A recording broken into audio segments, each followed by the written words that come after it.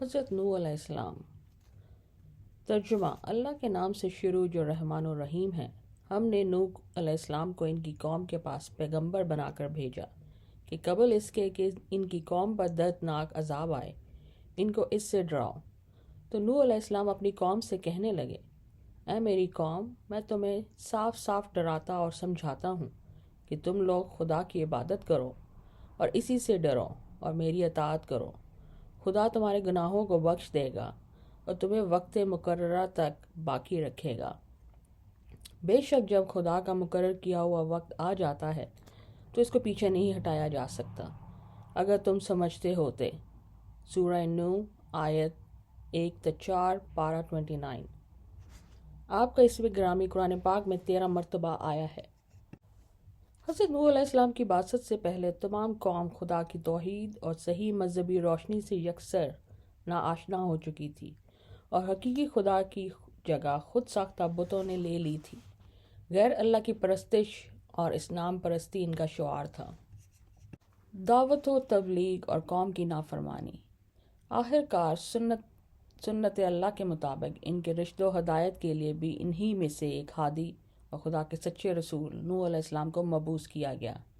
حضرت نوح علیہ السلام نے اپنی قوم کو راہ حق کی طرف پکارا اور سچے مذہب کی طرف دعوت دی، لیکن قوم نے نہ مانا اور نفرت و حقارت کے ساتھ انکار پر اصرار کیا۔ امراء و رؤساء قوم نے ان کی تکذیب و تحقیر کا کوئی پہلو نہ چھوڑا اور ان کے پیروؤں نے انہی کی تقلید و پیروی کے ثبوت میں ہر قسم کی تذلیل و توہین کے طریقوں کو حضرت نوح علیہ السلام پر آزمایا۔ انہوں نے اس بات پر تعجب کا اظہار کیا ہے کہ جس کو نہ ہم پر دولت و ثروت میں برتری حاصل ہے اور نہ وہ انسانیت کے رتبے سے بلند فرشتہ ہیکل ہے، اس کو کیا حق ہے کہ وہ ہمارا پیشوا بنے اور ہم اس کے احکام کی تعمیل کریں۔ وہ غریب اور کمزور افراد قوم کو جب حضرت نوح علیہ السلام کا تابع اور پیرو دیکھتے تو مغرورانہ انداز میں حقارت سے کہتے، ہم ان کی طرح نہیں ہیں کہ یہ کمزور اور پست لوگ نوح علیہ السلام کے اندھے مقلد ہیں، نہ یہ ذی رائے ہیں کہ ہماری طرح اپنی جانچی پرکھی رائے سے کام لیتے اور نہ ذی شعور ہیں کہ حقیقت حال کو سمجھ لیتے۔ اور اگر وہ حضرت نوح علیہ السلام کی بات کی طرف کبھی توجہ بھی دیتے تو حضرت نوح علیہ السلام سے کہتے کہ ہم کو ان سے گھن آتی ہے اور ہم اور یہ ایک جگہ پر نہیں بیٹھ سکتے۔ حضرت نوح علیہ السلام اس کا ایک ہی جواب دیتے کہ ایسا کبھی نہ ہوگا کہ میں ان کو اپنے پاس سے ہٹا دوں، کیونکہ یہ خدا کے مخلص بندے ہیں۔ اگر میں ان کے ساتھ ایسا معاملہ کروں جس کے تم خواہش مند ہو تو خدا کے عذاب سے میرے لیے کوئی جائے پناہ نہیں ہے۔ میں اس کے دردناک عذاب سے ڈرتا ہوں۔ اس کے یہاں اخلاص کی قدر ہے، امیر و غریب کا وہاں کوئی سوال نہیں ہے۔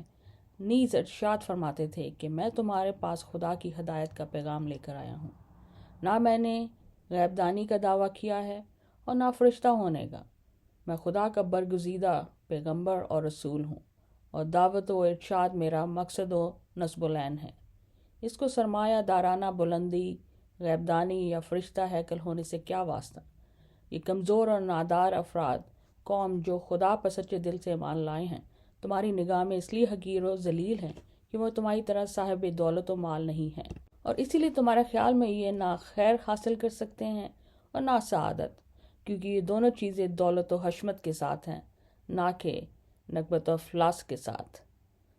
سو واضح رہے کہ خدا کی سعادت و خیر کا قانون ظاہری دولت و حشمت کے تابع نہیں ہے، اور نہ یہ اس کے یہاں سعادت و ہدایت کا حصول و ادراک سرمایہ کی رونق کے زیر اثر ہے، بلکہ اس کے برعکس طمانینت و نفس، رضائے الہی، غنائے قلب اور اخلاص نیت و عمل پر موقوف ہے۔